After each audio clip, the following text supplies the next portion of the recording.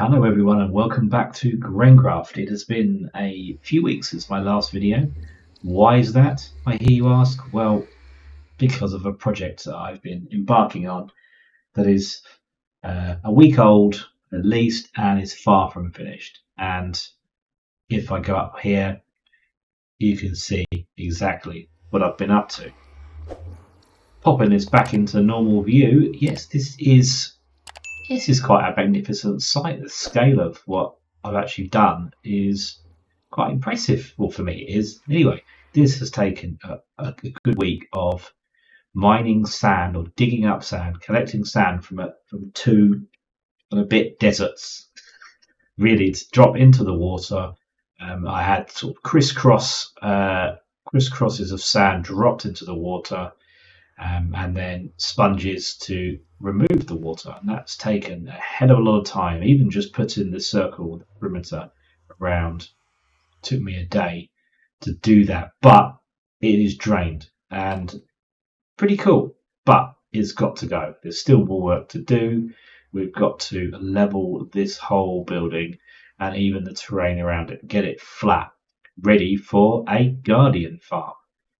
Why are we having a guardian farm? Well, the idea is I need prismarine, like dark prismarine in particular, because the castle that I have not touched for a while, and I've not given you any updates in a number of episodes, doesn't have a roof, and I need to fix that. So the reason I am doing this is to build a roof for my castle.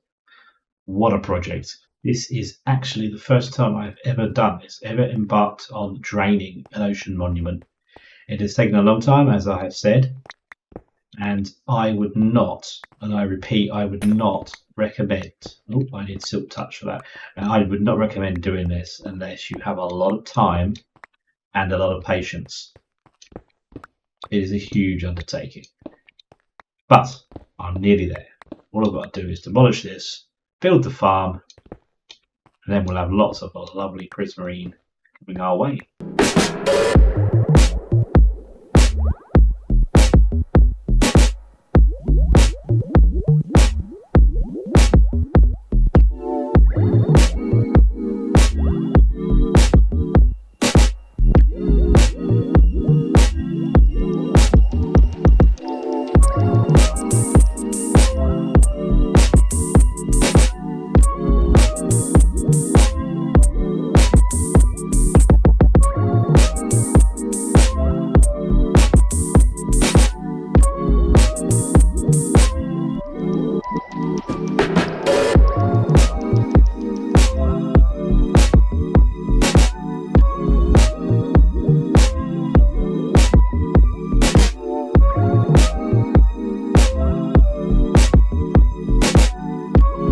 Boom, here we are.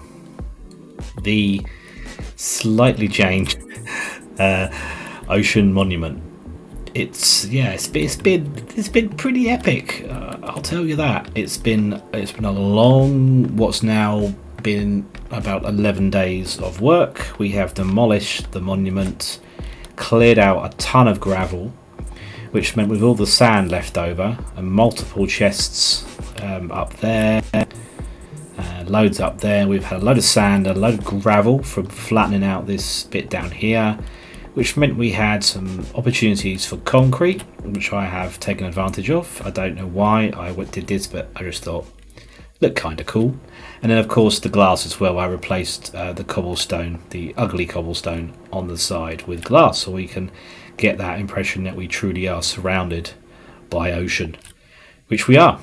Next steps are, and I've never done this before, like I said earlier, next steps are to actually build the guardian farm. So there's all sorts of different complex ways that we can do this with portals going into the nether and for massive rates. I don't really want to, I think I'm pretty drained after building this, to be honest, or clearing this out, and all I've done is clear it. There's no farm started yet, so I'm going to go for a simple design by a YouTuber called Avamance, a fellow Brit if I'm not mistaken, and he does some pretty good simple farm designs that don't give you obviously maximum rates but give you good rates with a nice trade-off with simplicity to build. There's no portals, it's just going to be basically a big glass column with water.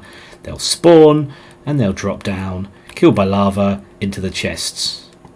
Nice and easy, in theory anyway. So let's get building with that, and I'll come back to you when we're ready to hopefully see some guardian deaths right in front of our eyes. Just like that, through the magic of editing, we have a guardian farm. Not particularly complex one, or one that took long to build really.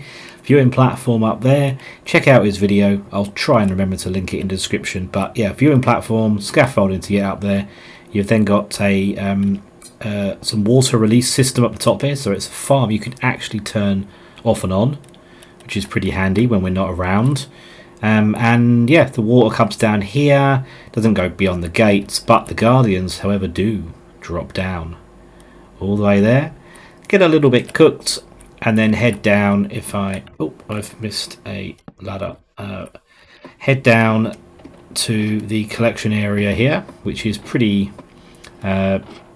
big in terms of storage. I've really copied this basically block for block from Avamance's design, so there's really not much to it, but yeah, just tons and tons of chests there. So we'll do a little bit of testing on this farm and see how we get on. I've not yet turned it on, just finished building it. So let's get up to the top and turn this bad boy on. Well, there was one thing I did forget to build, and that was by getting up to the top. We have one now, of course. We have a bridge taking us from there where we arrive in the portal to the turning off and on area, for the want of a better phrase. That should, if I'm not mistaken, release the buckets, but of course there is a distinct possibility that I may have forgotten to put the buckets in. One moment please. Right, okay, there may have been a possibility of me killing myself as I was doing that, and I'm slowly waiting for my items to filter down here to the storage system. There's more blocks to come. I'm not sure where the rest of them are. Either way, I've tested the machine and it certainly does kill. I got a little bit fried on the way down. I'm missing my boots. Where are they gone? Got a little bit cooked on the way down and then hit the floor hard. So yes, that was a successful test, which of course was completely intentional, but it does mean I've lost my items. Right, okay, let's hope there are no more hiccups, embarrassments, anything like that. I just need to pop my clothes back on. The items had found their way to the top chest and for some reason hadn't filtered all the way down. Never mind, I've got all my stuff back, I believe. Just need to pop my carrots in there. Oh, I need to get some clothes. I have, in the process of building this entire area, lost my 2 bits of armor in the middle there. Not to worry. So let's try this again. So this button should release these here dispensers with each got a bucket of water in it. So it should open up, hopefully. That sounded more promising. And that should stop on the gates, and so it doesn't put the lava out. And we should, with a little bit of luck, when we get up top, get some guardians spawned and then falling to their death. So let's pop up to the AFK platform, and yeah, we'll hang around. I'll pop it in a free cam and we can have a look and see what's going on.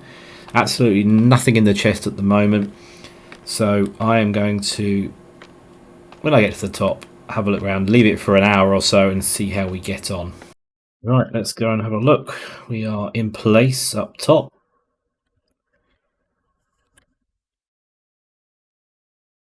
There we go. Okay, so they just seem to spawn in batches. So they naturally just fall down, which is very handy, to their deaths. And they don't die instantly, but it's pretty quick. Yeah, that will do nicely. It's not crazy frame lagging kind of rates that you do see on some Guardian farms. So I looked at some of the Nembon design, the Il Mango design, the guys that usually you expect to sort of really push things to the max. But I didn't need that. In all honesty, not many people do. But this will do me perfectly. So I will just sit up here patiently. I'll go and grab myself a cup of tea and leave this for an hour, and then we'll come back and see what sort of drops we've got. Should be good, hopefully. Fingers crossed. See you in a bit.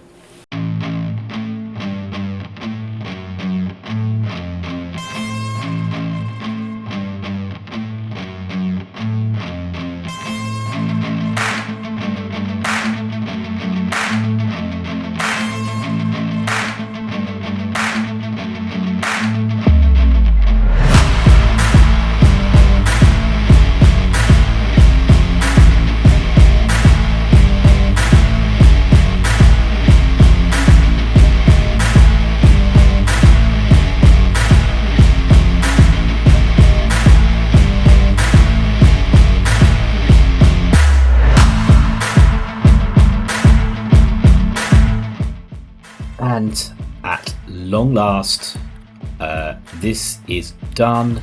I finished this off by being very careful around the edges, by buttoning the whole area. I just had this feeling that the millions of slimes that were spawning down there were affecting the guardian rates, and it improved a little bit. It's not too bad. We'll go have a quick look at the loot we've had after, I'd say probably about initial half an hour. I then spent an hour stone buttoning the floor, and then went back for another hour, so about an hour and a half of rate. So let's have a quick look down at the chest and see how much we've got.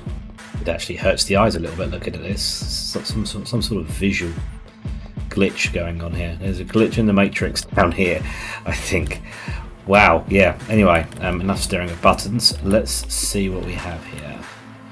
Speed this down. Oh, they should make ladders faster in this game. There should be a run up and down ladders option. So, starting from the bottom, we have a full chest of stuff. One of the things actually that is a bonus because of the water that spawns cod. We're in the ocean, and the lava layer. We get cooked cod. We have endless supplies of cooked cod. So maybe some sort of fish and chip shop could be opened maybe on this world. So it's 2 chests, 2.5 chests, so about an hour and a half, 2.5 chests of loot. And the main things I'm looking for, the crystals and the shards, plenty of them to get me going, and hopefully enough to finish my castle roof. We'll just head back up to the top. We'll take one final look at this gargantuan undertaking, which has, at the time of recording, taken 2 weeks to do. Please don't do this at home. I really don't advise doing it unless you really like prismarine blocks. It is a huge task, and I am probably going to take a little bit of time off this game after this, if I'm all honest with you. But anyway, let's get back to the castle, and I can show you a little bit about the plans I've got for the rest of that. Just on my way back, stumbled across this area behind Lovejoy's Hilltop Farms area. If you haven't done so already, check out his video. He rambles on about all sorts of stuff, does some absolutely brilliant, absolutely superb impressions of various people. I think my favourite is probably it's a tie between Bane or the Lord and the Servant, and the Drunken Lord and the obeying Servant. The impressions he's done, brilliant, absolutely brilliant. Check out his video. But anyway, let's just pop the shaders on, I think, and look at this loveliness here. We've got this ruin that is on the edge of this crater. Hole in the ground. Interesting to see how he develops that area. But I mean, actually, so yeah, that's the farms there. You've got his village down the other side of that hill, and then the other side of this hill is the haunted house, and the other side of that sort of dip there is actually my base. But of course, render distances aren't sufficient. We're not that far away from each other, which is crazy for how long it took to find each other on this world. But let's have a quick look. The sun's going down a little bit. I imagine there's a bit of a spookiness around this place. at night. Ooh, some sort of toilet, maybe. Bit of a spookiness at night. There doesn't appear to be any torches and any lighting. Maybe some underground lighting covered up with some carpets might be the way to go, Lovejoy, if you are watching. But anyway, let's get going. The sun's going down. I need to get back home as quick as I can. It's not looking too bad, is it? The base, the cave, the cliff, just the general area. The castle is taking shape nicely and ominously looming on top of that cliff. I've done a lot of texturing of the cliffs, as you can see here. It's not just cobblestone anymore. Wow, the frame rates are really slow around here. I'm going to have to think about that, and maybe do some anti-lag protection on some of my farms. Oops, let's get that tree out of the way. So it's looking pretty nice. Pretty nice. I'm pretty happy with it. You've got our iron farm tower over there. Mixture of different trees. I think that looks awesome in the game, having different leaf colors all mixed up. I'm pretty impressed with that. This is the side of the castle. This is not how it's going to look in the end in terms of the blocks I use. This is just the shape that is the important thing at the moment for me, but this will all be changed. Not looking forward to taking that on. That'll be a huge job, but I just want to get the castle in place so I can actually move in. This might be a throne room, a little bit poorly lit throne room at the moment, perhaps showing off a little bit of the gold that I've got and some of the prismarine blocks that I have obtained from the other ocean monument a few episodes back for one of the eyes. But this is just the free cam render distance. It doesn't just end like this, by the way. So, but either way, we have a lot of prismarine needed, and this is why we have taken that challenge to drain that monument and to build a proper guardian farm. We need to put a dark prismarine roof across all of this area. But for now, let's call it a day. I'm not sure what I'll be up to next time around. I'm thinking maybe we'll take on that eye challenge, the final eye.